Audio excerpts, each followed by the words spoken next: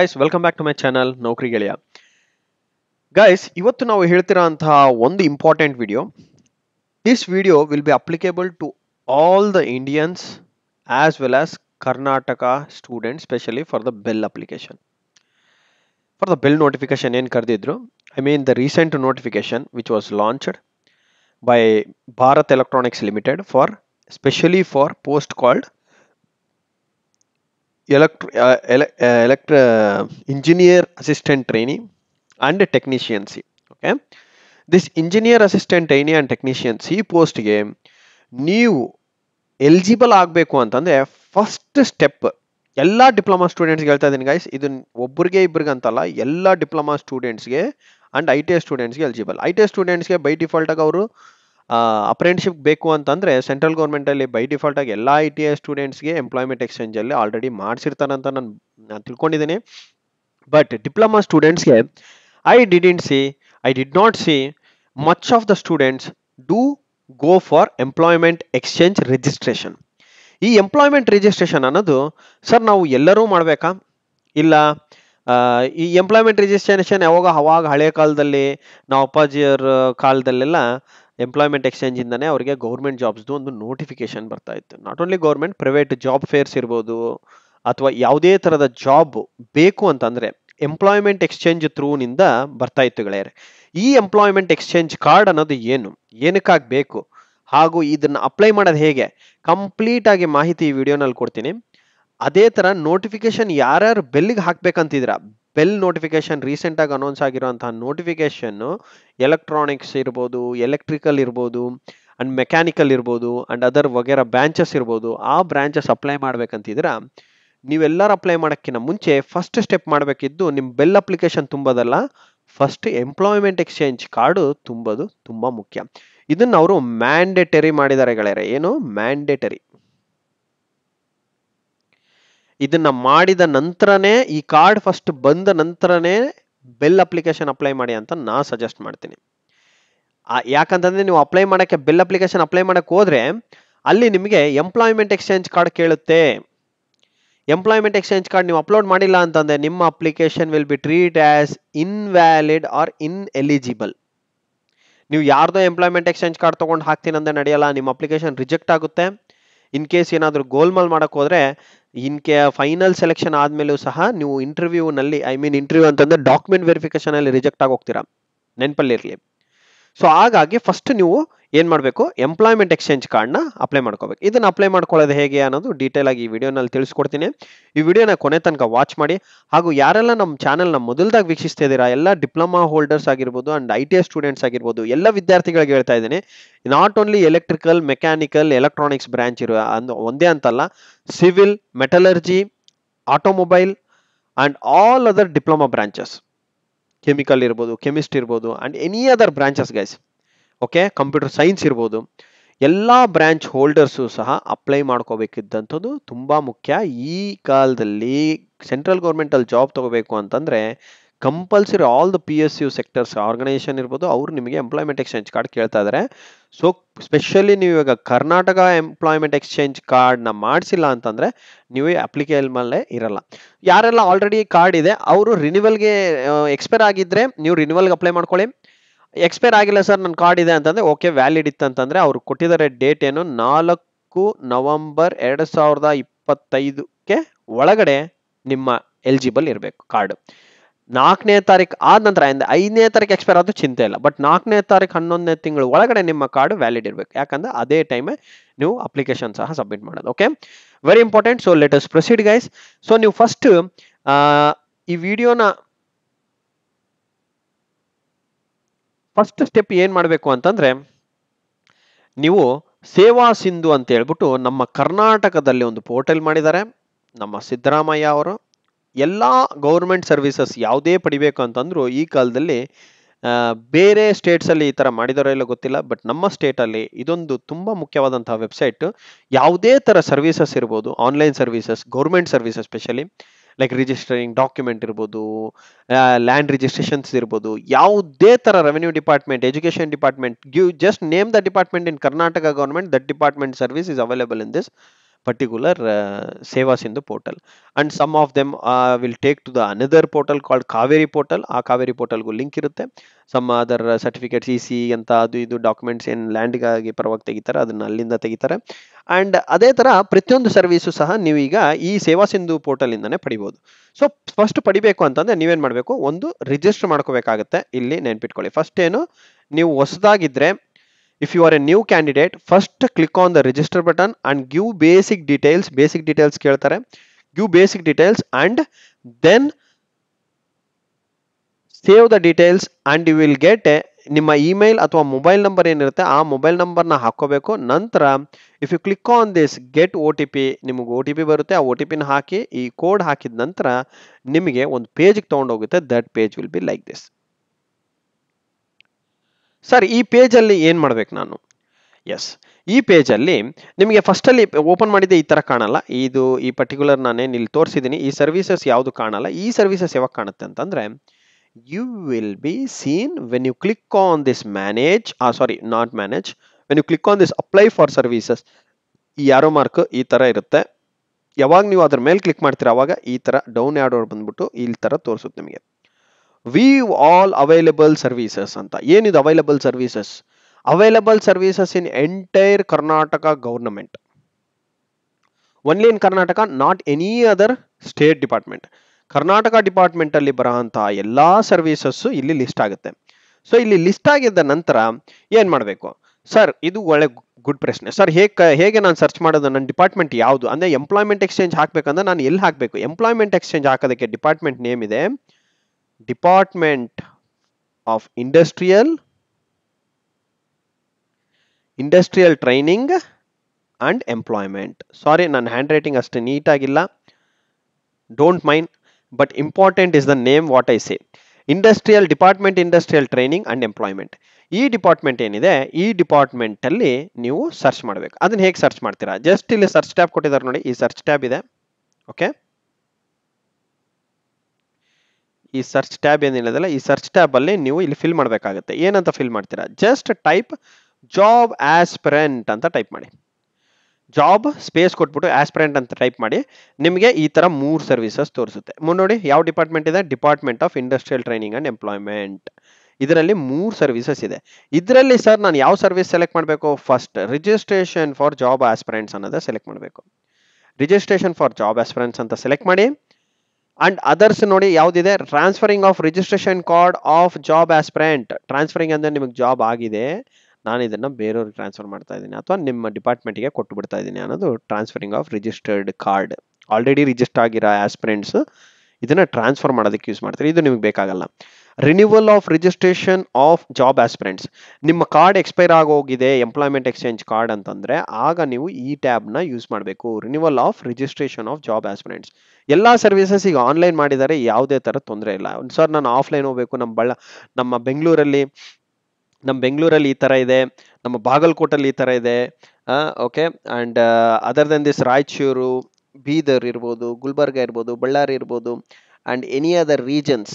Okay, Ramanagara district, Chikkaballapur, ಯಾವುದೇ ನೀವು districts ಇರಲಿ ಆ ಡಿಸ್ಟಿಕ್ಸ್ ಅಲ್ಲಿ ಹೋಗಿ ಡೈರೆಕ್ಟ್ ಆಗಿ ಸಹ ಅಪ್ಲೈ ಮಾಡ್ಬೋದು. ಬಟ್ ಈಗ ಆನ್ಲೈನ್ ಮಾಡಿರೋದ್ರಿಂದ ನಿಮಗೆ ತುಂಬಾ ಕಡಿಮೆ ದಿನದಲ್ಲೇ ಬರುತ್ತೆ. ಬಟ್ ಮಿನಿಮಮ್ ಟೈಮ್ 10 days ಅಂತ ಇಟ್ಕೊಳ್ಳಿ. ಯೂಶಲಿ ಅವ್ರು 5 days ಅಂತ ಕೊಟ್ಟಿರ್ತಾರೆ, 5 working days, ಬಟ್ 10 days ಅಂತ ಇಟ್ಕೊಳ್ಳಿ. ಫಸ್ಟ್ ಕಾರ್ಡ್ ಬಂದ್ರ ನಂತರನೇ ನೀವು ಅಪ್ಲೈ ಮಾಡಿ. My suggestion is first get the card, only then you start applying for the bell notification. So ಇದ್ರ ಮೇಲೆ ಕ್ಲಿಕ್ ಮಾಡಿ, ರಿಜಿಸ್ಟ್ರೇಷನ್ ಆಫ್ ಜಾಬ್ ಆಸ್ಪಿರೆಂಟ್ಸ್ ಅಂತ. Then you will get a new page, will look like this. Okay, where you need to enter all the details. ಇಲ್ಲಿ ನಿಮ್ಮ full name ತೋರಿಸುತ್ತೆ, ನೀವು register ಆಗಿರೋಂಥ name ಇಲ್ಲಿ ತೋರಿಸುತ್ತೆ. ಅಂಡ್ ನೆಕ್ಸ್ಟ್ ಏನ್ ಡೀಟೇಲ್ಸ್ ಕೊಟ್ಟಿದ್ದಾರೆ ನೋಡಿ, ಫೋನ್ ನಂಬರ್ ಕೇಳಿದ್ದಾರೆ, ಇಮೇಲ್ ಐಡಿ ಕೇಳಿದ್ದಾರೆ, ಅದನ್ನೆಲ್ಲ ತುಂಬಿ ಫೋನ್ ನಂಬರು, ಇಮೇಲ್ ಐಡಿ ಆದ್ಮೇಲೆ ನಿಮ್ಮ ಚಿತ್ರವನ್ನು ಹಾಕಬೇಕು, ಅಂದ್ರೆ ಫೋಟೋ. ಪಾಸ್ಪೋರ್ಟ್ ಸೈಜ್ ಫೋಟೋ ಇರಲಿ ಗೈಸ್, 500 KB ಒಳಗಡೆ ಇರ್ಬೇಕಂತ ಕೊಟ್ಟಿದ್ದಾರೆ. PNG, JPG ಅಥವಾ JPG ಫಾರ್ಮೆಟ್. ಮೊಬೈಲಲ್ಲಿ ತೆಗೆದು ಸಹ ನೀವು ಆಗ್ಬೋದು. ಇದಕ್ಕೆ ಸ್ಕ್ಯಾನರ್ಗೆ ಹೋಗ್ಬೇಕು, ಸ್ಕ್ಯಾನ್ ಸೆಂಟರ್ಗೆ ಹೋಗ್ಬೇಕು ಅಂತ ತಲೆ ಕೆಡಿಸ್ಕೋಬೇಡಿ, ಮೊಬೈಲಲ್ಲಿ ತೆಗಿರಿ. ಅಂಡ್ ಆನ್ಲೈನಲ್ಲೇ ನಿಮಗೆ JPG ಫಾರ್ಮ್ಯಾಟ್ ಏನಾರು ಇದೆ ಕನ್ವರ್ಷನ್ ಮಾಡೋಕ್ಕೂ ಇವೆಲ್ಲ ಕನ್ವರ್ಟರ್ಸ್ ಇದಾವೆ, ಅದನ್ನ ಲಿಂಕ್ಸ್ನ ಯೂಸ್ ಮಾಡಿಕೊಂಡು ನಿಮ್ಮ ಫೋಟೋನ ಇಲ್ಲಿ ಅಪ್ಲೋಡ್ ಮಾಡಿ. ಬ್ಯಾಕ್ಗ್ರೌಂಡು ಒಂದು ಪ್ಲೇನ್ ಬ್ಯಾಕ್ಗ್ರೌಂಡ್ ಇರಲಿ, ಕಲರ್ ಫೋಟೋ ಎಲ್ಲ ಹಾಕಕ್ಕೆ ಹೋಗಬೇಡಿ.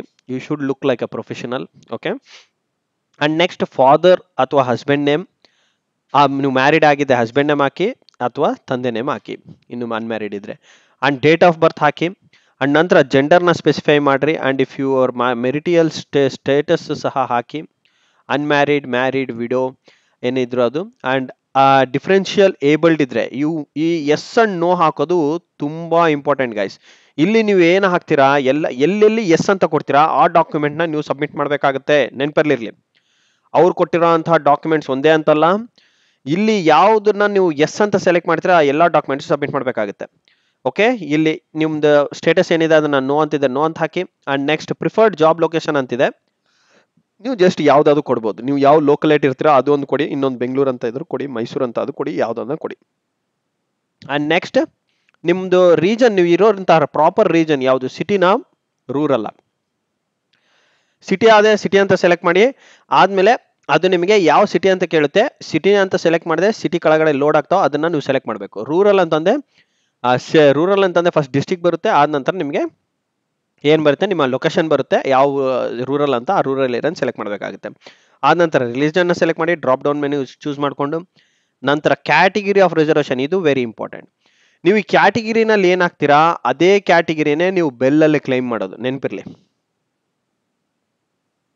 ಬೆಲ್ಲಲ್ಲಿ ಇವಾಗ 40 ಪೋಸ್ಟ್ ಎಲೆಕ್ಟ್ರಾನಿಕ್ಸ್ ಇದೆ ಅಂತ 40 ಎಲೆಕ್ಟ್ರಾನಿಕ್ಸ್ ಇದನ್ನ ಇಲ್ಲ, ಅದು ಡಿವೈಡ್ ಆಗಿದೆ ಅನ್ರಿಸರ್ವ್ಡ್ಗೆ, EWSಗೆ, and then SC ST and category 1, sorry OBC. ಈ 4-5 ಕ್ಯಾಸ್ಟ್ಗಳಿಗೆ ಡಿವೈಡ್ ಆಗಿದೆ. ಕ್ಯಾಟಗಿರಿ 1 ಇರಲ್ಲ, SC ST OBC EWS and unreserved, ಈ 5 ಕ್ಯಾಟಗಿರೀಸ್ಗೆ ಡಿವೈಡ್ ಆಗಿರುತ್ತೆ. ನೀವು ಇಲ್ಲಿ ಏನ್ ಚೂಸ್ ಮಾಡ್ತೀರಾ ಅದೇ ಕ್ಯಾಟಗಿರಿನೇ ಅಲ್ಲೇ ಚೂಸ್ ಮಾಡಬೇಕಾಗುತ್ತೆ. ಸರ್ ಹಾಗಿದ್ದಾಗ ನಾನು ಯಾವ್ದನ್ನ ಚೂಸ್ ಮಾಡಬೇಕು, ನೆನ್ಪರ್ಲಿರ್ಲಿ, ನೀವು ಸೆಂಟ್ರಲ್ಗೆ ಅಪ್ಲೈ ಮಾಡ್ತಾ ಇದ್ದೀರಾ, ಬಟ್ ನಿಮ್ಮ ಕ್ಯಾಸ್ಟ್ ಸರ್ಟಿಫಿಕೇಟ್ ಸ್ಟೇಟ್ ಗೌರ್ಮೆಂಟ್ ಅಲ್ಲಿ ರಿಜಿಸ್ಟರ್ ಮಾಡ್ತಾ ಇದ್ದೀರಾ. ಸೊ ಆಗಿದ್ದಾಗ ನಿಮ್ಮ ಸ್ಟೇಟ್ ಅಲ್ಲಿ ಏನ್ ಕೊಟ್ಟಿದ್ದಾರೆ ಅದನ್ನೇ ನೀವು ಅಪ್ಲೈ ಮಾಡಬೇಕಾಗುತ್ತೆ. ಸೊ ಇಲ್ಲಿ ಸೆಲೆಕ್ಟ್ ಮಾಡಿದಾಗ ಕ್ಯಾಟಗಿರಿ ಹಿಂದೂನ ಇದು ಯಾವ್ದು ಕೇಳ್ತಾ ಇದೆ, ಕ್ಯಾಟಗಿರಿ ಫಾರ್ ಸೆಂಟ್ರಲ್ ರಿಸರ್ವೇಶನ್ ಅಂತ ಕೇಳ್ತಾ ಇದೆ, ವರ್ಗ ನೋಡಿ. ಕ್ಯಾಟಗಿರಿ ಫಾರ್ ಸೆಂಟ್ರಲ್ ಒಂದಿದೆ, ಕ್ಯಾಟಗಿರಿ ಫಾರ್ ಸ್ಟೇಟ್ ರಿಸರ್ವೇಶನ್ ಸಹ ಇದೆ. ಎರಡನ್ನೂ ಕೇರ್ಫುಲ್ ಆಗಿ ನೋಡಿ ಚೂಸ್ ಮಾಡಿ. ನೀವು ಇವಾಗ ಅನ್ರಿಸರ್ವ್ಡ್ ಬರೋದಾದ್ರೆ ಸೆಂಟ್ರಲ್ ಅಲ್ಲಿ ನಿಮ್ದು ಅನ್ರಿಸರ್ವ್ಡ್ ಬರುತ್ತೆ ಅಂತಂದ್ರೆ ಅನ್ರಿಸರ್ವ್ಡ್ ನ ಚೂಸ್ ಮಾಡಿ, OBC ಬರುತ್ತೆ ಅಂದ್ರೆ OBC ಅಂತ ಚೂಸ್ ಮಾಡಿ. ಅಂಡ್ ಅದೇ ತರ ನೀವು ಏನ್ ಮಾಡಬೇಕು, ಸ್ಟೇಟ್ ಅಲ್ಲಿ ರಿಸರ್ವೇಶನ್ ಯಾವ್ದು ಬರುತ್ತೆ, 3A 3B 2A 2B category 1 ಇದೇನ್ ಬರುತ್ತೆ ಅದನ್ನು ಚೂಸ್ ಮಾಡ್ಕೊಳ್ಳಿ. ಅಂಡ್ ಅದಾದ ನಂತರ ಅಡ್ರೆಸ್ ಕಂಪ್ಲೀಟ್ ನಿಮ್ಮ ಪರ್ಮನೆಂಟ್ ಅಡ್ರೆಸ್ ನ ಕೊಡಿ. ಅಂಡ್ ಡಿಸ್ಟಿಕ್ ನ ಚೂಸ್ ಮಾಡಿ. ಈ ಡಿಸ್ಟಿಕ್ ಏನಿದೆ ಅಲ್ಲ ಇದು ವೆರಿ ಇಂಪಾರ್ಟೆಂಟ್.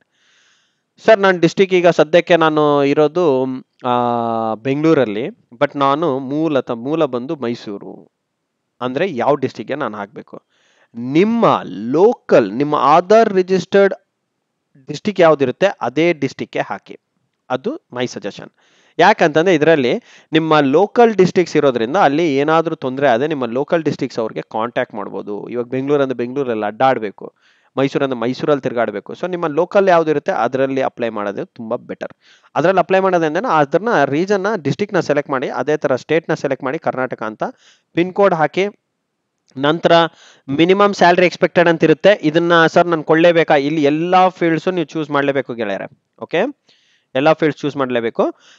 ಮಿನಿಮಮ್ ಸ್ಯಾಲರಿ ಬಂದ್ಬಿಟ್ಟು ಹಾಕಿ, ಒಂದು 5 ಲಕ್ಷ ಬೇಕೋ, 10 ಲಕ್ಷ ಬೇಕೋ, ಒಂದು 15 ಲಕ್ಷ, ಎಷ್ಟು ಬೇಕಷ್ಟು ಹಾಕಿ, ತೊಂದರೆ ಇಲ್ಲ. ಬಟ್ ಬೇಸಿಕ್ ಬಂದ್ಬಿಟ್ಟು ಒಂದು 5 ಲಕ್ಷ ಅಂತ ಹಾಕಿರಿ. ಆಸ್ ಎ ಡಿಪ್ಲೊಮಾ ಸ್ಟೂಡೆಂಟ್ ಇದ್ರೆ, ITI ಸ್ಟೂಡೆಂಟ್ಸ್ ಇದ್ದೆ 3 lakhs ಅಂತ ಹಾಕಿ, 3 lakhs plus hockey. By diploma students ಇದ್ದೆ 5 lakhs ಅಂತ ಕೊಡಿ. ಆದ್ರೆ 5 lakhs ಅಂಡ್ 5 lakhs ಅಬೋವ್ ಇರೋದೆಲ್ಲ ಆಪರ್ಚುನಿಟೀಸ್ ನಿಮ್ಗೆ ಬರ್ತಾ ಇರುತ್ತೆ. And next is the candidate working. ಈಗ ಆಲ್ರೆಡಿ ವರ್ಕಿಂಗ್ ಇದ್ದೆ ಎಸ್ ಅಂತ ಹಾಕಿ, ಅದನ್ನ ವರ್ಕಿಂಗ್ ಇದ್ದಲ್ಲಿ ಸ್ಪೆಸಿಫೈ ಮಾಡಬೇಕಾಗುತ್ತೆ. ಎಸ್ ಅಂತ ಹಾಕಿದ್ರೆ, ನೋ ಅಂತ ಹಾಕಿದ್ರೆ ಅದು ಏನಂತ ಕೇಳುತ್ತಂದ್ರೆ if not specify the area ಅಂತಿದೆ. ಯಾವ ಏರಿಯಾನಲ್ಲಿ ನೀವು ವಾಸ ಮಾಡ್ತಾ ಇದ್ರೆ ಅದನ್ನ ಕೊಡಬೇಕಾಗುತ್ತೆ. ಓಕೆ, ಅಂಡ್ ದೆನ್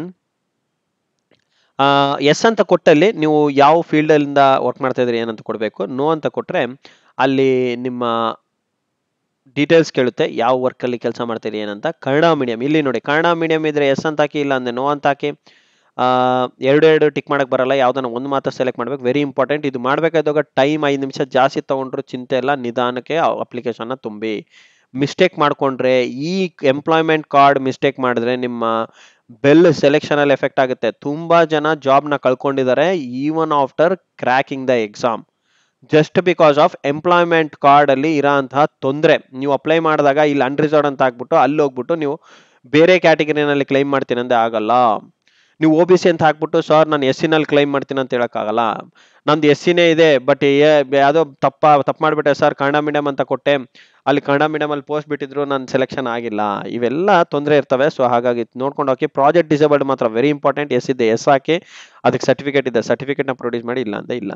ಅಂಡ್ ಅದೇ ತರ ಕನ್ನಡ ಮೀಡಿಯಂ ಹಾಕ್ತೀರಾ, project disabled and Kalyana Karnataka very important. Kalyana Karnataka ಅಂದ್ರೆ ಹೈದರಾಬಾದ್ ಕರ್ನಾಟಕ ಇದ್ರೆ ಎಸ್ ಅಂತ ಹಾಕಿ, ಇಲ್ಲ ಅಂತಂದ್ರೆ ನೋ ಅಂತ ಹಾಕಿ. ಈ ಕಲ್ಯಾಣ ಕರ್ನಾಟಕ ಅಂದ್ರೆ ಏನು? ಹೈದರಾಬಾದ್ ಕರ್ನಾಟಕ 371J. ಓಕೆ, ಆ ಸರ್ಟಿಫಿಕೇಟ್ ಇರ್ಬೇಕು ನಿಮ್ಮ ಹತ್ರ. And are you claiming rural reservation? Rural reservation ಇದ್ರೆ ಅದನ್ನು ಸಹ ಹಾಕಿ, ಬಟ್ ಇದಕ್ಕೆ ಡಾಕ್ಯುಮೆಂಟ್ ಪ್ರೊಡ್ಯೂಸ್ ಮಾಡಬೇಕು. ಪಾಸ್ಡ್ ಎಕ್ಸಾಮ್, ಯಾವ ಎಕ್ಸಾಮ್ ನೀವು ಪಾಸ್ ಮಾಡಿದ್ರೆ ಇಲ್ಲಿ ಸೆಲೆಕ್ಟ್ ಮಾಡಬೇಕು. ಇಲ್ಲಿ 4 ಆಪ್ಷನ್ಸ್ ಬರುತ್ತೆ ನಿಮಗೆ. ಒಂದು SSLC, ಇನ್ನೊಂದು ನೆಕ್ಸ್ಟ್ ಲೆವೆಲ್. ಅದರಲ್ಲಿ ನೀವು ಯಾವ ಎಕ್ಸಾಮ್ ನ ಪಾಸ್ ಮಾಡಿದ್ರೆ, ಈಗ ITI ಮತ್ತೆ ಡಿಪ್ಲೊಮಾ 2 ಆಗಿದೆ ಸರ್ ಅಂತಂದ್ರೆ ನಿಮಗೆ ITI ಡಿಪ್ಲೊಮಾ ಅಂತಾನು ಒಂದು ಆಪ್ಷನ್ ಇರುತ್ತೆ, ಅದನ್ನ ಸೆಲೆಕ್ಟ್ ಮಾಡ್ಕೊಳ್ಳಿ. ಅಂದ್ರೆ ತುಂಬಾ ಇರ್ತಾವ ಅದರಲ್ಲಿ. ನಿಮ್ಮ ಆ ಲೈನ್ ಅಲ್ಲಿ ನೋಡಿದಾಗ ಕ್ವಾಲಿಫಿಕೇಶನ್ಸ್ ಅಲ್ಲಿ ITI ಡಿಪ್ಲೊಮಾ ಅಂತ ಕಾಣಬೇಕು. ಬರೀ ITI ಇದೆ ಅಂತಂದ್ರೆ ಅದೇ ಆಪ್ಷನ್ ಸೆಲೆಕ್ಟ್ ಮಾಡಿ. ಡಿಪ್ಲೊಮಾ ಆಗಿದೆ ಅಂತಂದ್ರೆ ಅದೇ ಆಪ್ಷನ್ ಸೆಲೆಕ್ಟ್ ಮಾಡಿ. ಸರ್ ನಂದು ಇಂಜಿನಿಯರಿಂಗ್ ಆಗಿದೆ ಅಂದ್ರೆ ಅಂಡರ್ ಗ್ರಾಜುಯೇಟ್ ಅಂತ ಎಲ್ಲಿದೆ ಅದನ್ನ ನೋಡಿ ಸೆಲೆಕ್ಟ್ ಮಾಡಿ. ಅದನ್ನ ಸೆಲೆಕ್ಟ್ ಮಾಡಿದ ನಂತರ ಇಲ್ಲಿ ಏನ್ ಮಾಡೋದು, ಡೀಟೇಲ್ಸ್ ಆಫ್ ವರ್ಕ್ ಎಕ್ಸ್ಪೀರಿಯನ್ಸ್ ಇದೆ, ಅದನ್ನ ಇಲ್ಲಿ ಹಾಕ್ಬೇಕಾಗತ್ತೆ. ಮತ್ತೆ ಹಾಗಿದ್ದಾಗ ಲಾಸ್ಟ್ ಅಲ್ಲಿ ಕೇಳಿದ್ದೆ ಯಾವುದು? Okay, sorry. Is the candidate ready to work in any area guys? ಇದು ಕೇಳಿರೋದು ವರ್ಕ್ ಎಕ್ಸ್ಪೀರಿಯನ್ಸ್ ಅಲ್ಲ. Is the candidate ready to work any area ಅಂದ್ರೆ ಇದನ್ನ ಎಸ್ ಅಂತ ಹಾಕಿ, ನೋ ಅಂತ ಹಾಕ್ಬೇಡಿ. ಎಸ್ ಅಂತ ಹಾಕಿ.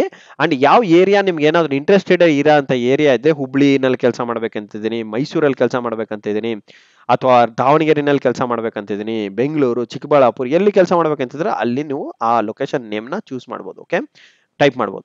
ಅಂಡ್ ಅದಾದ ಇಲ್ಲಿ ಎಕ್ಸ್ಪೀರಿಯನ್ಸ್ ಡೀಟೇಲ್ಸ್ ನ ಹಾಕ್ಬೇಕು. ನಿಮ್ಗೆ ಏನು ಎಕ್ಸ್ಪೀರಿಯನ್ಸ್ ಇಲ್ಲ ಅಂತಂದ್ರೆ ನೋ ಅಂತ ಹಾಕಿ. ಇಲ್ಲಿ ಏನಂತ ಹಾಕ್ಬೇಕು, special eligibilities other then the education activities. ನೋಡಿ, ಎಜುಕೇಶನ್ ಆಕ್ಟಿವಿಟಿ ಬಿಟ್ಟು ಬೇರೆ ಏನಾದ್ರೂ ನಿಮ್ಮ ಹತ್ರ ಸರ್ಟಿಫಿಕೇಟ್ಸ್ ಇದ್ದಲ್ಲಿ, ಲೈಕ್ ಸರ್ ನಾನೊಂದು ಟ್ರೈನಿಂಗ್ ಅಟೆಂಡ್ ಮಾಡಿದ್ದೀನಿ, ಅದನ್ನ ನೀವು ರೆಪ್ರೆಸೆಂಟ್ ಮಾಡ್ಬೋದು. ಸರ್ ನಾನೊಂದು ಅಸೋಸಿಯೇಷನ್ ಅಲ್ಲಿ ಮೆಂಬರ್ ಇದ್ದೀನಿ, ಎಸ್, ರೆಪ್ರೆಸೆಂಟ್ ದಟ್. ಅದರಿಂದ ಎಜುಕೇಶನ್ ಕ್ವಾಲಿಫಿಕೇಶನ್ ಬಿಟ್ಟು ಬೇರೆ ಯಾವುದೇ ಕೋರ್ಸಸ್ ಮಾಡಿರ್ಬೋದು, ಟ್ರೈನಿಂಗ್ ಮಾಡಿರ್ಬೋದು, ಟ್ರೈನಿಂಗ್ಗೆ ಸರ್ಟಿಫಿಕೇಶನ್ ಇರಬೇಕು, ಆ ಸರ್ಟಿಫಿಕೇಟ್ಸ್ ನ ಇಲ್ಲಿ ಮೆನ್ಷನ್ ಮಾಡಿ. ಯಾಕಂದ್ರೆ ಇವೆಲ್ಲ ಜಾಬ್ಗೆ ಹೆಲ್ಪ್ ಆಗ್ತಾವ ಮತ್ತೆ. ಓಕೆ, ಅದಾದ ನಂತರ ಲ್ಯಾಂಗ್ವೇಜಸ್ ಚೂಸ್ ಮಾಡಿ. And then okay, language choose ಮಾಡಿ. ಅಂಡ್ ಎಜುಕೇಶನ್ ಅಲ್ಲಿ ಬಂದಾಗ ನಾನೊಂದು ಪಾಯಿಂಟ್ ಹೇಳ್ಬೇಕಿತ್ತು, ಎಲ್ಲಿತ್ತದ ಎಜುಕೇಶನ್? ಇಲ್ಲಿದೆ ಎಜುಕೇಶನ್ ಕ್ವಾಲಿಫಿಕೇಶನ್ ಇತ್ತಲ್ವಾ? ಸೊ ಇಲ್ಲಿ ಪಾಸ್ಡ್ ಎಕ್ಸಾಮಿನೇಷನ್ ಏನಿದೆ ಅಲ್ಲ, ಇಲ್ಲಿ ನೀವು ಚೂಸ್ ಮಾಡಿದಾಗ ನೀವು ಯಾವ 4 ಆಪ್ಷನ್ ಅಲ್ಲಿ ಯಾವ ಆಪ್ಷನ್ ಚೂಸ್ ಮಾಡ್ತೀರಾ, ನಂತರ ಇಲ್ಲಿ ಕೆಳಗೆ ಒಂದು ಟ್ಯಾಬ್ ಬರುತ್ತೆ, ಸೇಮ್ ಇದೇ ತರ ಇರುತ್ತೆ ಗೈಸ್, ಇದೇ ತರ ಇರುತ್ತೆ. ಇಲ್ಲೇನು ನೋಡ್ತಾ ಇದ್ರಿ ಲ್ಯಾಂಗ್ವೇಜ್ ಟ್ಯಾಬ್ ಅಲ್ಲಿ ಅದೇ ತರ ಇರುತ್ತೆ. ನೀವು ಅಲ್ಲಿ SSLC ಹಾಕಬೇಕು, SSLC ನಿಂದನೂ ಹಾಕಿ. Okay, that is my suggestion. Start with the lowest qualification, end with the highest qualification. Okay, SSLC ಹಾಕಿ, ಡಿಪ್ಲೊಮಾ ಹಾಕಿ, ITI ಇದೆ ITI ಹಾಕಿ, ಡಿಪ್ಲೊಮಾ ಇದೆ ಡಿಪ್ಲೊಮಾ ಹಾಕಿ, ನೆಕ್ಸ್ಟ್ ಇಂಜಿನಿಯರಿಂಗ್ ಮಾಡಿದೆ ಇಂಜಿನಿಯರಿಂಗು ಹಾಕಿ. ಓಕೆ, ಅದನ್ನ ಹೇಗೆ ಹಾಕ್ತೀರಾ? ಸೊ ಒಂದು ಲೈನ್ ತುಂಬಿದ ಮೇಲೆ ನೆಕ್ಸ್ಟ್ ಇಲ್ಲಿ ಪ್ಲಸ್ ಅಂತ ಇದೆ, ಆ ಪ್ಲಸ್ ಬಟನ್ ಯೂಸ್ ಮಾಡಿ. ಇಲ್ಲ ಸರ್ ನಾನೇನು ಮಿಸ್ಟೇಕ್ ಮಾಡಿದ್ದೇನೆ ಅಂದ್ರೆ ಇಂಟು ಬಟನ್ ಯೂಸ್ ಮಾಡಿ ಮತ್ತೆ ತುಂಬಿ. ಓಕೆ, ಅಂಡ್ ಲ್ಯಾಂಗ್ವೇಜಸ್ಸು ಸಹ ಇದೆ. ಲ್ಯಾಂಗ್ವೇಜಸ್ಸು ಇಲ್ಲಿ ನೀವು ಕನ್ನಡ, ನೀವು ಇಂಗ್ಲೀಷ್ ಫಸ್ಟ್ ಚೂಸ್ ಮಾಡಿ, ಇಂಗ್ಲೀಷ್ ಹಾಕಿ, ರೀಡ್ಗೆ ಎಸ್ ಎಸ್ ಎಸ್ ಅಂತ ಹಾಕಿ. ನೆಕ್ಸ್ಟ್ ಇನ್ನೊಂದು ಆ್ಯಡ್ ಮಾಡ್ಕೊಂಡು ಇನ್ನೊಂದು ಲ್ಯಾಂಗ್ವೇಜ್ ಬರುತ್ತೆ, ನನಗೆ ಕನ್ನಡ ಬರುತ್ತೆ ಅಂದ್ರೆ ಕನ್ನಡನ ಹಾಕಿ. ಕನ್ನಡ ಮಾತ್ರ ವೆರಿ ಇಂಪಾರ್ಟೆಂಟ್, ಕನ್ನಡ ಹಾಕಿ. ಯಾಕಂದ್ರೆ ನೀವು ಕರ್ನಾಟಕ ಗೌರ್ಮೆಂಟ್ ಅಲ್ಲಿ ಇರೋದ್ರಿಂದ ಕನ್ನಡನ ಎಸ್ ಅಂತ ಹಾಕಿ. ಅದೇ ತರ ಜರ್ಮನ್ ಲ್ಯಾಂಗ್ವೇಜ್ ಬರುತ್ತೆ, ಯಾವ್ದನ್ನ ಸ್ಪೆಷಲೈಸ್ಡ್ ಲ್ಯಾಂಗ್ವೇಜಸ್ ಬರುತ್ತೆ, ತಮಿಳು, ತೆಲುಗು, ಉರ್ದು, ಮಲಯಾಳಂ, ಮರಾಠಿ ಈ ತರ ಬರ್ತಾವ ಅಂದ್ರೆ ಅದನ್ನು ಹಾಕ್ಬೋದು ನೀವು, ತೊಂದರೆ ಇಲ್ಲ. And are you interested in defence ಅಂದ್ರೆ ಎಸ್ ಅಂತ ಹಾಕಿ, ನೋ ಅಂತ ಹಾಕಕ್ ಹೋಗ್ಬೇಡಿ. And other details, are you willing to take any appropriate course or skill training ಅಂದ್ರೆ ಎಸ್ ಅಂತ ಹಾಕಿ, ಏನು ತೊಂದರೆ ಇಲ್ಲ, ಗೌರ್ಮೆಂಟ್ ಫ್ರೀ ಟ್ರೈನಿಂಗ್ ಕೊಡುತ್ತೆ.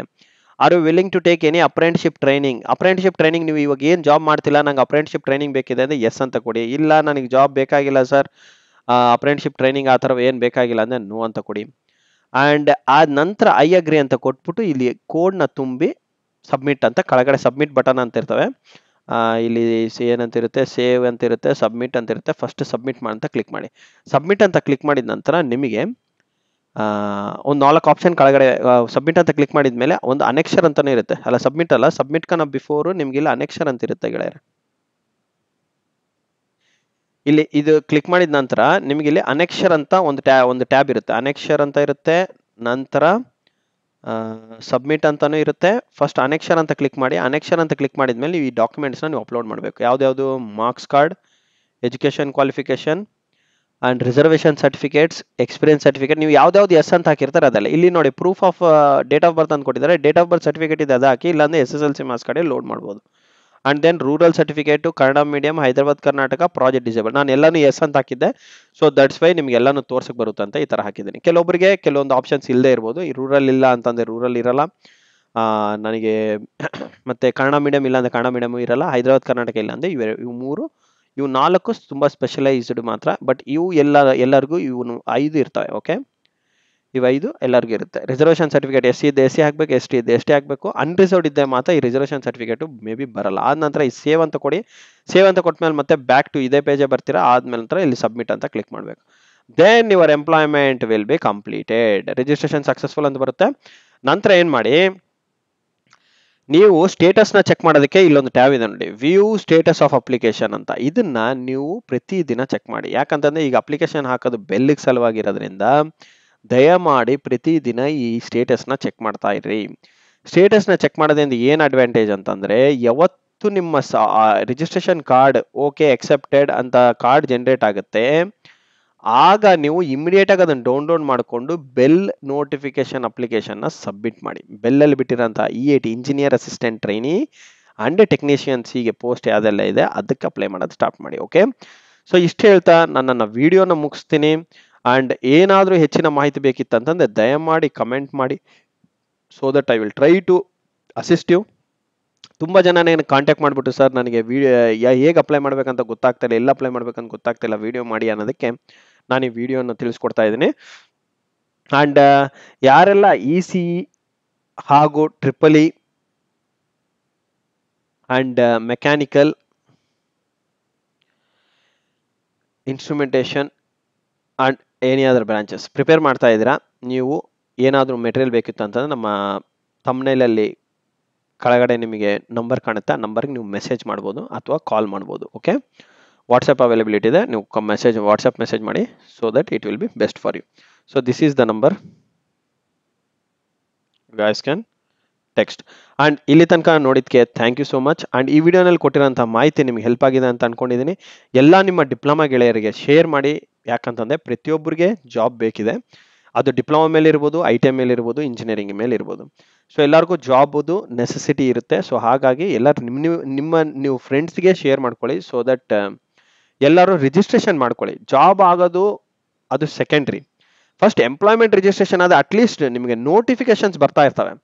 ಹೊಸ ಜಾಬ್ ಈ ತರ ಇದೆ, ಗೌರ್ಮೆಂಟ್ ಅಲ್ಲಿ ಬಿಟ್ಟಿದ್ದಾರೆ, ಬನ್ನಿ ಅಪ್ಲೈ ಮಾಡ್ಕೊಳ್ಳಿ. ಅಂಡ್ ನಂತರ ಜಾಬ್ ಫೇರ್ಸ್ ಇದಾವೆ, ನಿಮ್ಮ ಡಿಸ್ಟ್ರಿಕ್ಟ್ಸ್ ಅಲ್ಲಿರೋ ಜಾಬ್ ಫೇರ್ಸ್ ಸಹ ಕಳಿಸ್ತಿರ್ತಾರೆ. ಅದನ್ನು ಸಹ ನೀವು ಅವೈಲ್ ಮಾಡ್ಕೋಬಹುದು. ನಾಟ್ ಓನ್ಲಿ ಸರ್ ಬೆಲ್ ಅಂತ ಒಂದೇ ಅಲ್ಲ, ಎಲ್ಲಾ ಜಾಬ್ಸ್ಗೆ ಗೌರ್ಮೆಂಟ್ ಏನು ಇನಿಷಿಯೇಟಿವ್ ತಗೊಳುತ್ತೆ, department of industrial training and employment ಅಂತ ಏನು ಡಿಪಾರ್ಟ್ಮೆಂಟ್ ಇದೆ, ಆ ಡಿಪಾರ್ಟ್ಮೆಂಟ್ ತಗೊಳ್ಳೋಂಥ ಇನಿಷಿಯೇಟಿವ್ ಇದು ಎಲ್ಲರಿಗೂ ಜಾಬ್ ಕೊಡಬೇಕು ಅಂತ. ವರ್ಷದಲ್ಲಿ ಇಷ್ಟೇ ಜನಕ್ಕೆ ಜಾಬ್ ಕೊಡಬೇಕು ಅಂತ ಇರುತ್ತೆ. ಎಷ್ಟು ಜನ ಪಾಸ್ಡ್ ಔಟ್ ಆಗ್ತಾರೆ ಅಷ್ಟು ಜನಕ್ಕೂ ಜಾಬ್ ಕೊಡೋದು ಕಷ್ಟ. ಸೊ ಅಟ್ಲೀಸ್ಟ್ ಸಮ್ ಪರ್ಸೆಂಟೇಜ್ ಪೀಪಲ್ಗೆ ಜಾಬ್ ಕೊಡಬೇಕಂತಿರುತ್ತೆ. ಅದು ಇನಿಷಿಯೇಟಿವ್ ಅಂದರೆ ಬಂದಿರೋದು ಇದು ಈ Karnataka employment exchange card. So ಹಾಗಾಗಿ ಎಲ್ಲರೂ ಸಬ್ಮಿಟ್ ಮಾಡ್ಕೊಳ್ಳಿ ಗೈಸ್. ಇಂಜಿನಿಯರಿಂಗ್ ನೀವು ಜಾಯ್ನ್ ಆಗಿದ್ರು ಸಹ okay, just submit the application and get the employment card and keep it ready. Okay, and subscribe ಮಾಡ್ಕೊಳ್ಳಿ ಚಾನಲ್ನ.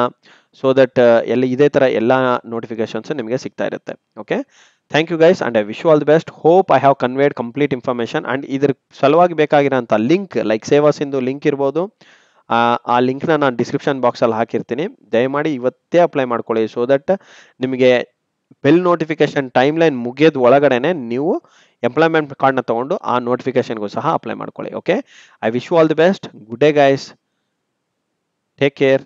Thank you so much for subscribing and watching this video. Wish you all the best. Good day.